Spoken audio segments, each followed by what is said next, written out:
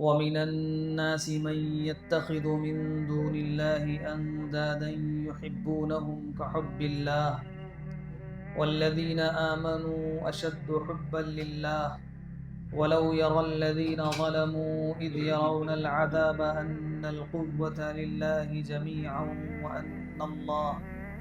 وأن الله شديد العذاب إذ تبرأ الذين اتبعوا من الذين اتبعوا ورأوا العذاب وتقطعت بهم الأسباب وقال الذين اتبعوا لو أن لنا كرة فنتبرأ منهم كما تبرأوا منا كذلك يريهم الله أعمالهم حسرات عليهم وما هم بخارجين من النار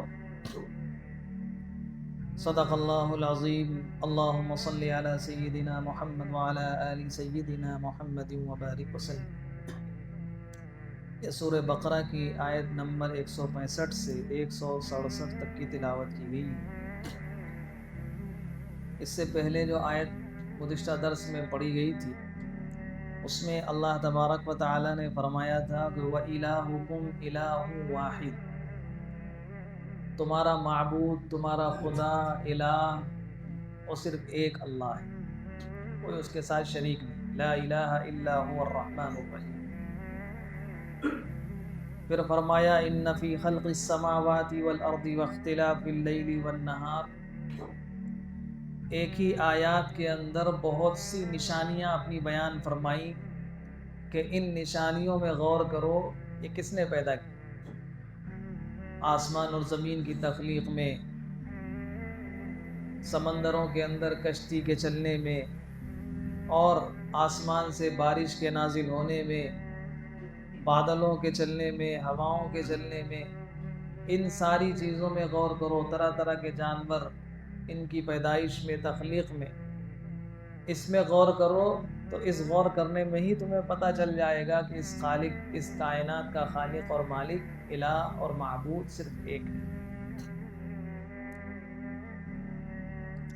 پھر فرمایا اتنی زیادہ واضح نشانیوں کے باوجود جو ہر طرف پھیلی ہوئی ہیں، اس کے باوجود بعض لوگ ایسے ہیں جو اللہ کے ساتھ کسی کو شریک ٹھہراتے ہیں، اللہ کے ساتھ کسی اور کو بھی معبود سمجھتے ہیں، کسی اور کے سامنے بھی اپنا ماتھا ٹیکتے ہیں، کسی اور سے بھی وہی تعلق اور محبت رکھتے ہیں جو اللہ سے رکھنا چاہیے، کسی اور کو بھی سمجھتے ہیں کہ یہ بھی ہماری مشکلیں بنا سکتے ہیں، یہ بھی ہمیں کچھ دے سکتے ہیں۔ فرمایا وَمِنَ النَّاسِ مَن يَتَّخِذُ مِن دُونِ اللَّهِ أَندَادًا، لوگوں میں سے بعض ایسے ہیں جو اللہ کو چھوڑ کر دوسروں کو اللہ کے برابر کر دیتے ہیں، اللہ کا شریک بنا دیتے ہیں، اور پھر ان کے ساتھ یحبونہم کحب اللہ، ان سے بھی پھر ویسے ہی محبت کرتے ہیں جیسے اللہ سے محبت کرنی چاہیے۔ جو اللہ کی محبت کا حق ہے اس کے بجائے وہ دوسروں سے بھی اسی طرح سے محبت کا تعلق قائم کر لیتے ہیں اور اسی انداز سے کرتے ہیں۔ ہم سب دیکھتے ہیں دنیا میں جتنی چیزیں لوگ جو کر رہے ہیں وہ سب اسی محبت ہی کا تقاضا ہے، محبت کی وجہ سے کرتے ہیں، تو غیر اللہ سے ایسی محبت کرنے لگتے ہیں۔ حالانکہ والذین آمنوا اشد حبا للہ، اور جو ایمان والے ہوتے ہیں، جو اللہ کو ماننے والے ہوتے ہیں، وہ تو سب سے زیادہ محبت اللہ سے کرتے ہیں۔ اشد حبا للہ، سب سے زیادہ شدید محبت جو ان کو ہوتی ہے وہ اللہ کی ہوتی ہے۔ اس آیت پاک میں اللہ تعالیٰ نے ایمان والوں سے یہ نہیں فرمایا کہ اے ایمان والوں، جب دوسرے لوگ جو مجھے نہیں مانتے، میرے ساتھ کسی اور کو شریک ٹھہراتے ہیں، وہ جب اپنے معبودوں سے یا جن لوگوں کو میرے برابر کر دیا ان سے وہ محبت کرتے ہیں تو تم مجھے مانتے ہو، مجھ سے محبت کرو، یہ نہیں فرمایا، حکم نہیں دیا محبت کرنے کا، بلکہ اللہ تعالیٰ نے خبر دی ہے، اطلاع دی ہے کہ جو میرے بندے ہیں، جو مجھ پر ایمان لاتے ہیں، والذین آمنوا، جو مجھ پر ایمان رکھتے ہیں، جو مومن ہیں۔ آپ بتائیے ہم سب اللہ پر ایمان رکھتے ہیں کہ نہیں؟ اللہ کو مانتے ہیں کہ نہیں؟ اپنے آپ کو مومن سمجھتے ہیں کہ نہیں؟ سمجھتے ہیں نا۔ اللہ کیا فرما رہے ہیں؟ جو مجھ سے ایمان رکھتے ہیں مجھ پر، وہ مجھ سے سب سے زیادہ محبت کرتے ہیں۔ ایک بزرگ فرما رہے تھے کہ کم سے کم ہم مسلمانوں کو اللہ کی اس بات کی لاج رکھنا چاہیے۔ اللہ تعالیٰ نے ہمارے بارے میں فرمایا کہ دیکھو یہ میرے بندے ہیں، یہ سب سے زیادہ مجھ سے محبت کرتے ہیں۔ تو اب ہم اپنا جائزہ لیں کہ کیا اللہ کی محبت ہمارے دلوں میں ہے؟ بہت سے لوگ شریف ہوتے ہیں، ان کو اگر کوئی بڑا کہہ دیتا ہے کہ بھائی یہ صاحب ماشاءاللہ ایسے ہیں، تو آدمی پھر کوشش کرتا ہے کہ بھائی ان کی بات کی لاج رکھنے، انہوں نے کہا ہے تو میں ویسا کام کر دوں۔ تو یہ بندوں کی شرافت اور بندگی کا تقاضا ہے کہ جب اللہ نے اعلان کر دیا کہ مجھ پر ایمان لانے والے مجھ سے بہت زیادہ شدید محبت رکھتے ہیں، تو اب ہمیں اللہ کی اس بات کی لاج رکھنی چاہیے اور اللہ سے شدید محبت کرنی چاہیے۔ اور دیکھیے دنیا میں جتنے بھی انسان ہیں پوری دنیا میں، اور وہ انسان جو کچھ کر رہے ہیں دو وجہ سے کرتے ہیں۔ جتنے بھی اعمال ہیں، آپ ان تمام کاموں کی جڑ اور بنیاد میں اگر جائیں گے تو دو ہی چیزیں ملیں گی۔ یا تو کسی چیز کی محبت کی بنیاد پہ انسان کچھ کر رہا ہوتا ہے، یا کسی چیز کو بڑا عظیم سمجھتا ہے، اس عظمت کی وجہ سے وہ کام انجام دے رہا ہوتا ہے۔ اللہ تعالیٰ کے ہم بندوں پر بہت سے حقوق ہیں، ان تمام حقوق میں دو حق سب سے بنیادی ہیں، عظمت سب سے اہم ہے۔ وہ دو حق کیا ہیں؟ ایک اللہ تعالیٰ سے محبت کرنا، اور دوسرا حق ہے اللہ کی عظمت کا خیال دل کے اندر ہونا۔ اور ساری دنیا کے انسان جو کچھ کرتے ہیں وہ اسی دو بنیادوں پر۔ انسان مال کیوں کماتا ہے؟ اس کو مال کی یا تو مال کی محبت ہوتی ہے، اس وجہ سے مال کماتا ہے، یا اس کو یہ محبت ہوتی ہے کہ مجھے مکان بنانے ہیں خوب، تو مکان کی محبت میں مال کماتا ہے، یا کسی کو محبت ہوتی ہے مجھے سواریاں خریدنی ہیں، ان سواریوں کے لیے مال کی ضرورت پڑے گی تو مال حاصل کرنے کی کوشش کرتا ہے۔ انسان اپنی صحت کو بہت عظیم سمجھتا ہے، بہت بڑی نعمت سمجھتا ہے، بہت بڑی چیز سمجھتا ہے، اس لیے زہر نہیں کھاتا۔ کیوں؟ اگر ہم نے زہر کھایا تو میری صحت، زندگی ختم ہو جائے گی۔ زندگی کو بہت بڑی عظیم چیز سمجھتا ہے۔ تو دنیا میں جو کچھ انسان کرتے ہیں، آپ بنیاد میں اگر جائیں گے تو دو ہی چیزیں ملیں گی، یا تو محبت کی بنیاد پہ انسان کر رہا ہوگا، یا عظمت کی بنیاد پہ کر رہا ہوگا۔ اللہ پاک نے فرمایا ان دونوں کے حقدار ہم ہیں۔ اللہ محبت کے بھی حقدار ہیں، عظمت کے بھی حقدار ہیں۔ اللہ کی محبت کا تقاضا یہ ہے کہ اللہ کے حکموں کی نافرمانی، اللہ نے جتنی چیزیں کرنے کا حکم دیا ہے ان کی اطاعت کی جائے، ان کی بات مانی جائے، اللہ کے حکموں پر چلا جائے۔ یہ اللہ کی محبت کا تقاضا ہے۔ اور عظمت کا تقاضا کیا ہے؟ کہ جن کاموں سے منع کیا ہے اللہ نے، ان کاموں سے انسان اپنے آپ کو روک لے۔ یہ اللہ کی عظمت کا، اللہ کی بڑائی کا تقاضا ہے۔ جتنی انسان کے دل کے اندر محبت ہوگی اتنا ہی اللہ کے حکموں پر چلنے میں مزہ آئے گا، اور جتنی اللہ کی عظمت ہوگی اتنا ہی گناہوں سے بچنے میں مزہ آئے گا۔ جیسے ہم لوگ تو ابھی جو کہ گناہوں کی زندگی گزارتے ہیں، بسا اوقات گناہوں میں لذت محسوس ہوتی ہے، مزہ آتا ہے گناہ کرنے میں، لیکن جب اللہ کی عظمت دلوں کے اندر پیدا ہو جائے گی، اللہ پاک ہم سب کے دلوں میں اپنی عظمت پیدا فرما دے، تو پھر جیسے گناہ کرنے میں مزہ آتا ہے اس سے کئی گنا زیادہ گناہ چھوڑنے میں مزہ آئے گا۔ ابھی شاید اچھی طرح سے بات سمجھ میں نہ آئی ہو، ایک مثال سے آپ کو سمجھائیں۔ مثال کے طور پہ ایک انسان ہے، وہ کسی بینک میں کام کرتا ہے، جو بینک والے ہیں وہ اپنے اوپر نہ لیں۔ ایک مثال ہے، ایک بینک میں کام کرتا ہے، مثال کے طور پہ مینیجر ہے بینک کا، یا اور کسی سرکاری کمپنی کا مینیجر ہے، بڑا وہ ادھیکاری ہے، عہدیدار ہے۔ اس نے کسی کام کے لیے کسی سے 1 करोड़ रुपए रिश्वत ली कि मैं 1 करोड़ देता हूँ तुम्हारा एक काम करा।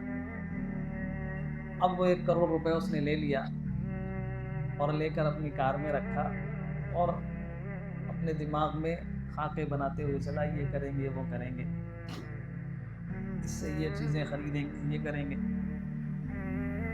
रास्ते में किसी ने उसकी कार को रोक कर कहा कि पुलिस को पता चल गया है, तुम्हारे पीछे ATS वाले लगे हैं, आगे जाकर पकड़े जाओगे तुम। तो उसने जैसे ही इस खबर को सुना तो वो 1 करोड़ का बैग उठाया और उठाकर एक मैनुअल का ढक्कन खुला हुआ था, उस लाइन गटर की लाइन के अंदर वो बैग 1 करोड़ का पूरा डाल दिया। आप ये बताइए कि 1 करोड़ का बैग पूरा पैसों का भरा हुआ जिस वक्त वो डाल रहा होगा, उसको अफसोस होगा कि खुशी होगी? खुशी होगी, इसलिए कि अगर वो उसके साथ पकड़ जाता तो हमेशा के लिए खत्म हो जाती उसकी जिंदगी, जेल में उसको गुजारने पड़ते दिन। ये छोड़ने में उसको खुशी महसूस हो रही है, हालांकि उससे माल की मोहब्बत थी, लेकिन खुशी क्यों हो रही है? आगे उससे बड़ी कोई अजीम चीज़। तो जब अल्लाह की अजमत दिल में आ जाती है तो गुनाह को छोड़ने में, अभी जो गुनाह करने में मज़ा आ रहा है, गुनाह को छोड़ने में फिर खुशी और मज़ा आता है, खुशी लज्जत महसूस होती है इंसान को गुनाह के छोड़। तो 2 हक़ हैं अल्लाह के, अल्लाह की अजमत का हक़, अल्लाह की मोहब्बत का हक़। अल्लाह की मोहब्बत पैदा कैसे हो? अल्लाह ताला ने कुरान पाक में बहुत सी आयत ऐसी बयान फरमाई कि इंसान उसको पढ़े तो पढ़कर ही उसको मज़ा आएगा और वो सोचेगा मुझे अपने रब से मोहब्बत करनी चाहिए। अल्लाह ताला ने फरमाया, नब्बी इबादी अन्नी अनल गफूरुर रहीम। ऐ नबी सल्लल्लाहु अलैहि वसल्लम, मेरे बंदों को बता दीजिए, नब्बी इबादी, मेरे बंदों को बता दीजिए, अन्नी अनल गफूरुर रहीम, मैं बहुत ज़्यादा माफ़ करने वाला और बहुत ज़्यादा रहम करने वाला रब। तो किससे कहा जा रहा है? नेक लोगों से नहीं, जो गुनाहों की ज़िंदगी गुजार रहे हैं उनको अल्लाह फरमा रहे हैं, ऐ मेरे महबूब आप ऐसे गुनाहगारों से फरमा दीजिए। और क्या फरमा रहे हैं? ये नहीं फरमा रहे हैं कि इन गुनाहगारों से ये कह दीजिए, इन नाफरमानों से ये कह दीजिए कि मैं बहुत ज़्यादा मग़फ़िरत करने वाला हूँ। फरमा रहे हैं मेरे बंदों से कह दीजिए, अपनी तरफ निस्बत करके अल्लाह फरमा रहे हैं, इबादी, मेरे बंदों से कह दीजिए कि वो रब बहुत ज़्यादा रहीम है, बहुत ज़्यादा करीम है, मग़फ़िरत करने वाला। एक जगह फरमाया, कुल या इबादी अल्लज़ीना असरफ़ू अला अनफुसिहिम, ऐ नबी आप ये ऐलान फरमा दीजिए कि ऐ मेरे वो बंदो जिन्होंने बहुत ज़्यादा जुल्म किया है। असरफ़ू यानी जुल्म की, गुनाह की सारी हदें पार कर दी, उनको भी फरमाया कह दीजिए या इबादी, ऐ मेरे बंदो, मेरी रहमत से मायूस ना हो। और भी बहुत सी आयत हैं। तो अल्लाह की मोहब्बत हमारे दिलों के अंदर पैदा, कैसे पैदा होगी अल्लाह की मोहब्बत? सबसे पहला काम तो अल्लाह की मोहब्बत के पैदा होने का अल्लाह ने कुरान में बयान फरमाया, मेरे महबूब की इत्तिबा करो। हज़रत नबी करीम सल्लल्लाहु अलैहि वसल्लम की सुन्नतों पर जो जितना अमल करेगा अल्लाह की मोहब्बत उतनी उसको मिलती चली जाएगी। तो अल्लाह की मोहब्बत के हासिल होने का सबसे पहला जीना, सबसे पहली सीढ़ी, सबसे पहला तरीक़ा और रास्ता ये है कि अल्लाह के महबूब सल्लल्लाहु अलैहि वसल्लम की सुन्नतों पर अमल किया जाए, उनकी ज़िंदगी के मुताबिक ज़िंदगी गुजारी जाए। दूसरा काम अल्लाह की मोहब्बत के हासिल होने का, अल्लाह की जो नेमतें हमारे ऊपर हैं उन नेमतों में गौर किया जाए कि नेमतें किसने दी। बताइए, हमारी आँख किसने बनाई? किसने बनाई? कान किसने? हम सुन रही बातें, कान किसने बनाया? ये सुनने की ताकत किसने दी? सर किसने बनाया है? हम जिस जमीन में बैठे हैं ये जमीन किसने बनाई? बाहर से रोशनी आ रही है धूप की, किसने बनाई? आप एक एक चीज पे गौर करें, अपने जिस्म सर से लेकर पैर तक ये किसने बनाया, और फिर सारी कायनात पे गौर करें किसने बनाया। हम जितनी नेमतों से फ़ायदा हासिल कर रहे हैं, इन सारी नेमतों को, सारी चीज़ों को किसने हमें दिया है? जब इतना करीम रब है, क्या वो इस लायक नहीं उससे मोहब्बत की जाए? अल्लाह ताला ने सूरह आदियात में फरमाया कि जो इंसान घोड़ों को تھوڑا سا چارے اور پانی کا انتظام کر دیتا ہے، گھوڑا اپنے مالک سے محبت کرتا ہے اور ایسی محبت کرتا ہے کہ جس وقت مالک کہتا ہے اسی وقت تیار ہو جاتا ہے۔ مختلف انداز میں اللہ تعالیٰ نے اس صورت کا درس ہو چکا ہے، مختلف انداز سے اللہ نے بیان فرمایا کہ صبح کے وقت مالک کہتا ہے تو نیند کی پرواہ نہیں کرتا، صبح میدان جنگ میں گھسنے کے لیے کہتا ہے جہاں دشمن تلوار اور نیزے چلا رہے ہوتے ہیں، وہ اپنے جسم کی پرواہ نہیں کرتا، مالک کے حکم پر دشمنوں کے جھمگٹے میں گھس جاتا ہے۔ کیوں؟ مالک تھوڑا سا چارے اور پانی کا انتظام کر دیتا ہے۔ جو رب سب کچھ دے رہا ہو اس سے کتنی محبت کرنی چاہیے۔ جتنی اللہ کی نعمتوں کو سوچیں گے اللہ کی محبت میں اضافہ ہوتا ہے۔ تھوڑی دیر اللہ کی نعمتوں کو روزانہ سوچنا چاہیے، اللہ نے ہمارے اوپر کیا کیا نعمتیں دے رکھی ہیں۔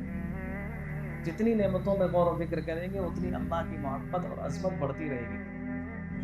تیسری چیز اللہ کا ذکر۔ جو اللہ کو جتنا یاد کرے گا، ظاہر سی بات ہے محبت دل کے اندر یاد کراتی ہے، جس سے محبت ہوتی ہے انسان اس کو یاد کرتا ہے، تو محبت ہونے کے بعد تو خود بخود یاد آئے گی۔ یہ یاد کرنا یہ محبت تک پہنچنے کا ذریعہ ہے۔ تو ابھی محبت نہیں، یاد کرنا شروع کر دیں، انشاءاللہ ان کی محبت پیدا ہو جائے گی۔ اور تیسری چیز ہے جن لوگوں کو محبت حاصل ہو چکی ہے ان کی صحبت میں اٹھنا بیٹھنا، یہ بہت ہی مفید ہے۔ انسان جن کی صحبت میں اٹھتا بیٹھتا ہے، جن کے ساتھ رہتا ہے، وہ چیزیں دھیمے دھیمے انسان کے اندر پیدا ہوتی ہیں۔ تو ہم اہل محبت کے ساتھ بیٹھیں گے، محبت پیدا ہوگی۔ اور پانچویں چیز ہے اللہ سے دعا کرنا۔ اے اللہ اپنی محبت عطا۔ رسول اللہ صلی اللہ علیہ وسلم خود دعا فرماتے تھے، اللہم انی اسألک حبک، اے اللہ مجھے آپ اپنی محبت عطا فرما دیجیے۔ وحب من یحبک، اللہ کی محبت بھی مانگتے تھے اور کہتے تھے کہ اے اللہ ان لوگوں کی محبت میرے دل میں پیدا فرما دیجئے جو آپ سے محبت کرنے والے ہیں۔ یہ خود حضرت نبی کریم صلی اللہ علیہ وسلم دعا مانگا کرتے تھے اور اپنی امت کو سکھایا، یہ دعا مانگی۔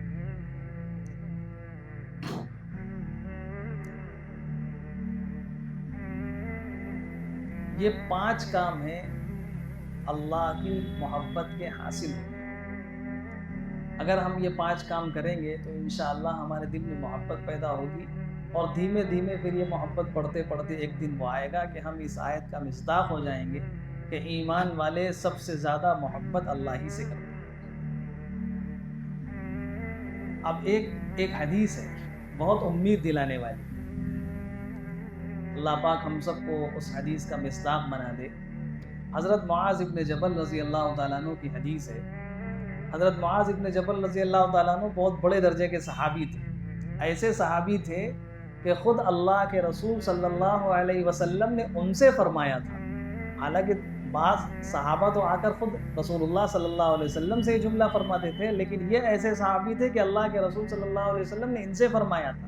کیا فرمایا تھا؟ فرمایا واللہ انی لأحبک، اے معاذ اللہ کی قسم مجھے تم سے محبت ہے۔ اس درجے کے صحابی تھے، رسول اللہ صلی اللہ علیہ وسلم نے قسم کھا کر فرمایا تھا کہ اے معاذ اللہ کی قسم میں تم سے محبت کرتا ہوں۔ اور پھر فرمایا کہ اے معاذ ہر نماز کے بعد ایک نصیحت تمہیں کرتا ہوں، ہر نماز کے بعد ایک دعا سکھائی کہ دعا پڑھ لیا کرو، اللہم اعنی علی ذکرک و شکرک و حسن عبادتک۔ بہرحال یہ حضرت معاذ رضی اللہ تعالیٰ عنہ ایک مرتبہ مسجد میں بیٹھے ہوئے تھے، ایک صاحب تشریف لائے اور انہوں نے آ کر حضرت معاذ رضی اللہ تعالیٰ عنہ سے فرمایا کہ اے آپ ہی حضرت معاذ ہیں، رسول اللہ صلی اللہ علیہ وسلم کے صحابی؟ حضرت معاذ نے فرمایا ہاں میں ہی ہوں۔ تو فرمایا اے صحابی رسول مجھے آپ سے بڑی محبت ہے۔ تو حضرت معاذ رضی اللہ تعالیٰ عنہ نے فرمایا کہ سچ بتاؤ واقعی محبت ہے کہ نہیں؟ کہا ہاں واقعی محبت ہے۔ کہا کس لیے؟ کہا اللہ کے لیے محبت ہے۔ تو پھر حضرت معاذ رضی اللہ تعالیٰ عنہ نے ایک حدیث سنائی۔ اس حدیث کو سنانے سے پہلے میں آپ سے پوچھتا ہوں، یہ بتائیے آپ سب یہاں مسجد میں حاضر ہوئے، سب نے ظہر کی نماز ادا کی، اس کے بعد درس قرآن میں بیٹھ گئے، تو ہم سب یہاں کیوں بیٹھے درس قرآن؟ چلیے ہماری بات چھوڑ دیجیے، آپ سب کیوں آئے؟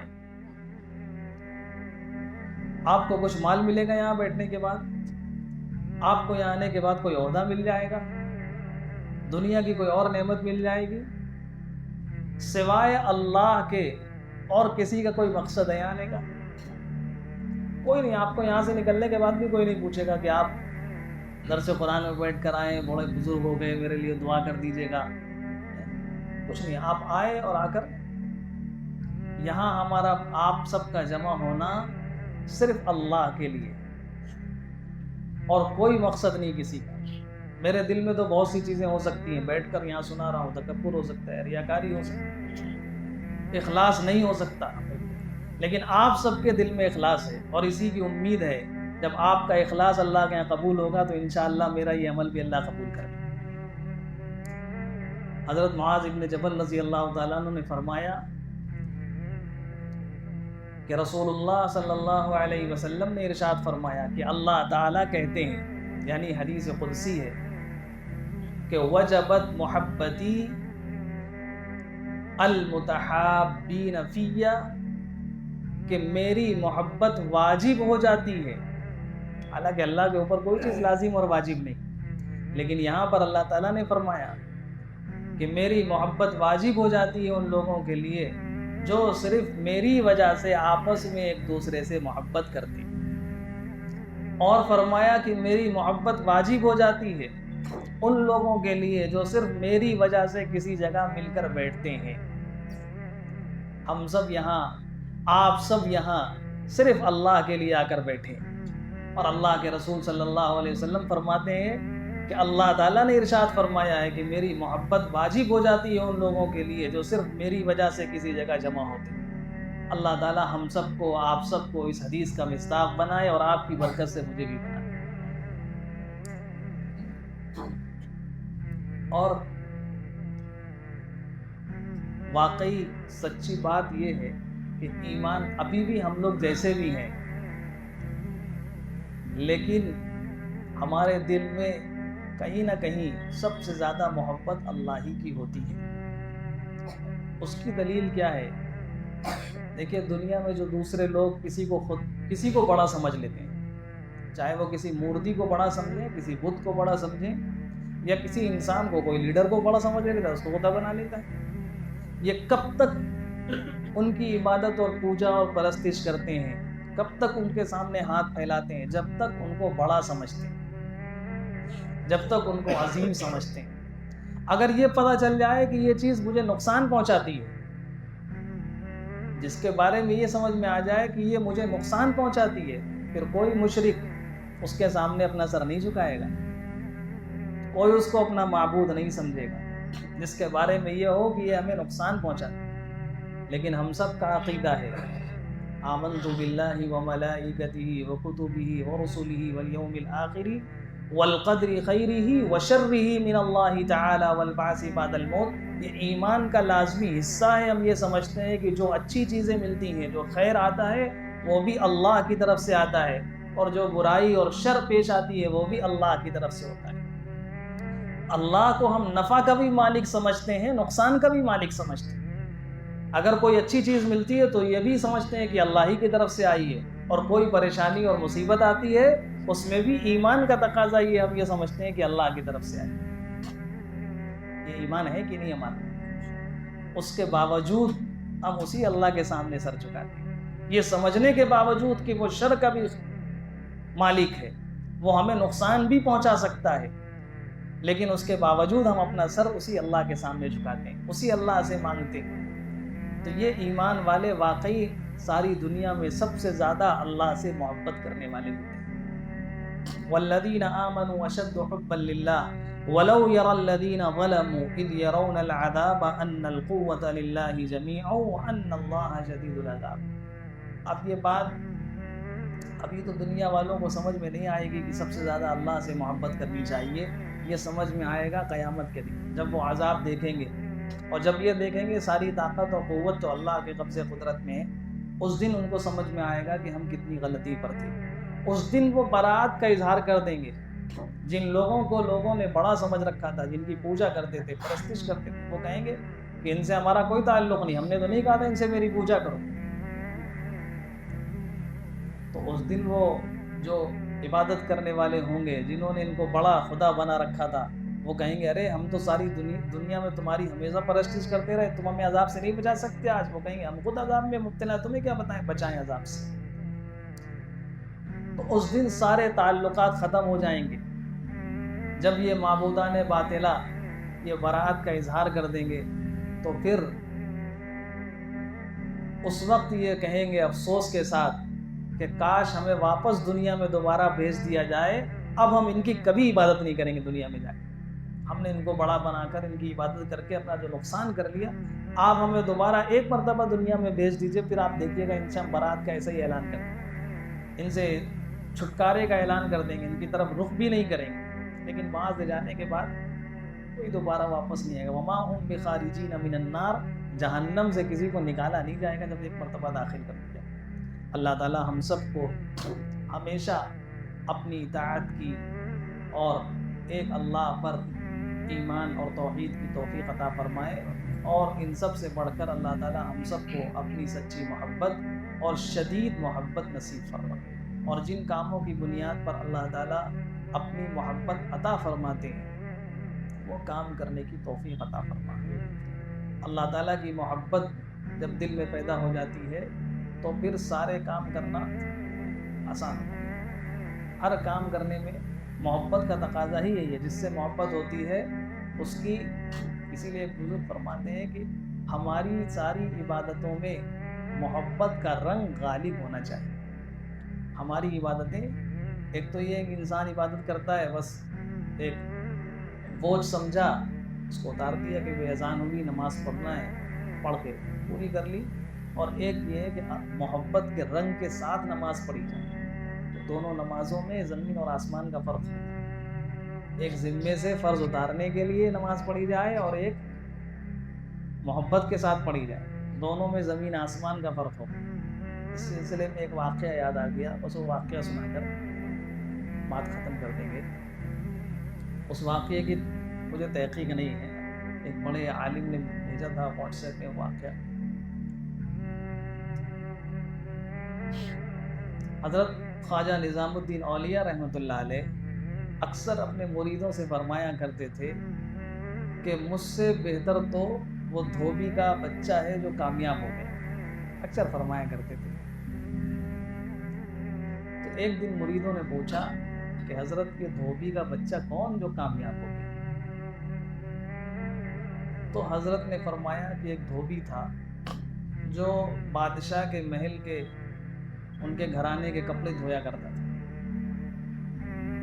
جب دھوبی کا بچہ بڑا ہو گیا تو وہ بھی ساتھ میں لگ گیا کام کے لیے, دھونے لگا. تو کپڑے دھوتے وقت دھوبی کے گھر, بادشاہ کے گھر سے شہزادی کے کپڑے بھی آتے تھے. تو وہ شہزادی کے کپڑے, اس کو کپڑے دھوتے دھوتے شہزادی سے محبت ہو گئی. اس نے کبھی شہزادی کو دیکھا نہیں, لیکن بس وہ کپڑوں سے محبت ہو گئی. تو وہ شہزادی کے سارے کپڑے الگ کرتا اور اس کو بہت اچھی طرح سے دھوتا, اور دھونے کے بعد اس کو خوب اچھی طرح سے پریس کرتا اور بہت اچھی طرح سے تہاتا, اور تہانے کے بعد وہ بادشاہ کے محل میں واپس چلے جاتے. ایسے چلتا رہا بہت دنوں تک. تو جو دھوبی کی بیوی تھی اس نے اس پر غور کیا کہ آخر یہ صرف انہی کپڑوں کو دھوتا ہے اور بہت اچھی طرح سے پریس کرتا ہے, تہاتا ہے. تو وہ سمجھ گئی معاملہ کچھ گڑبڑ ہو رہا ہے. اس نے اپنے شوہر سے بات کی کہ یہ تو ہم سب کو پھنسوا دے گا, ہماری جان چلی جائے گی. تو دھوبی نے اس سے منع کر دیا کہ آج سے تمہیں کپڑے نہیں دھونے. دل میں جو کہ محبت تھی اس محبت کے کام سے روک دیا گیا. تو بیمار پڑ گیا, چند دنوں میں انتقال ہو گیا. اب جو بادشاہ کی جو شہزادی تھی اس نے دیکھا کہ کپڑے جس طرح سے دھل کر آتے تھے, طے کر آتے تھے, اب پیسے نہیں آ رہے. تو اس نے پوچھا, بلایا ایک دن دھوبی کی بیوی کو, کہا کہ کپڑے کون دھوتا ہے؟ تو دھوبی کی بیوی نے کہا میں دھوتی ہوں.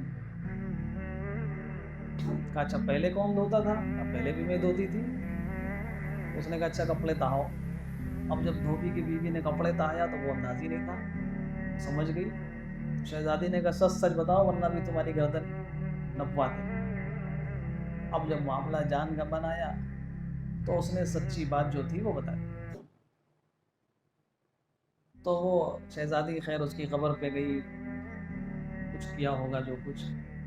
تو حضرت خواجہ نظام الدین اولیاء رحمۃ اللہ علیہ فرماتے تھے کہ جب ایک دھوبی کا بچہ لڑکا بغیر دیکھے اس کو شہزادی کی محبت ہو سکتی ہے، تو کیا بغیر دیکھے ہم اللہ سے محبت نہیں کر سکتے؟